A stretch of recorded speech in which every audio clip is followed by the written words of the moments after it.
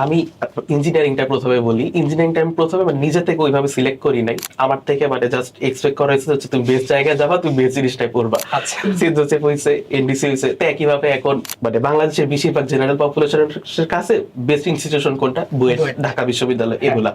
তো হচ্ছে আমারও ওদের মতো একই রকম বায়োলজি পছন্দ না, ছোটবেলা থেকে ম্যাথ ভালো লাগে, তো এই কারণে আর কি ইঞ্জিনিয়ারিংটা টার্গেট করছিলাম। আচ্ছা। এই আর কি, এভাবে আমার কেমিস্ট্রিটা একটু বেশি ভালো লাগতো, যে কারণে আমি কেমিক্যাল ইঞ্জিনিয়ারিং মোটামুটি উপরের দিকে উপরের দিছিলাম, দিকে তো ওইটাই দিছিলাম, পাইছি। আর আমার আইবিএটা হইছে একটু একটু ফানি স্টোরি বলবো। আমি হচ্ছে আমাদের গ্রুপে সাধারণত দেখা যেত কলেজে বলতে আমি ইংলিশে ভালো নাম্বার পাইতাম। আচ্ছা। দেখা যেত হচ্ছে প্রায় আমি তো কলেজে টপ মানে আমার গ্রুপে টপ 10-এর মধ্যেও থাকতাম না। আচ্ছা। কিন্তু ইংলিশ কুইজ যখন হতো তখন সবাই এসে আমাকে মার্ক জিজ্ঞেস করতো। তো ফার্স্ট হতে প্রত্যেকবার আসলে ইংলিশ ইংলিশে Almost টানা প্রত্যেকবার ভালো first করতাম। তো হচ্ছে আচ্ছা, আমার English- কিছু ফ্রেন্ড আমাকে সার্কাস্টিক্যালি বলতো কি রে আইবি আইট, এরকম ভাবে বলতো। তো আমি এখান থেকে আর কি প্রথম জানতে পারি। তারপর হচ্ছে আমাদের ইংলিশ ক্লাবের অ্যালামনাই যারা, তারা বেশিরভাগের আর কি আইবি স্টুডেন্ট, তো ওনাদের থেকে একটা ইন্সপিরেশন পাইছি, একটা মেন্টরশিপ পাইছি, তো এই আর কি।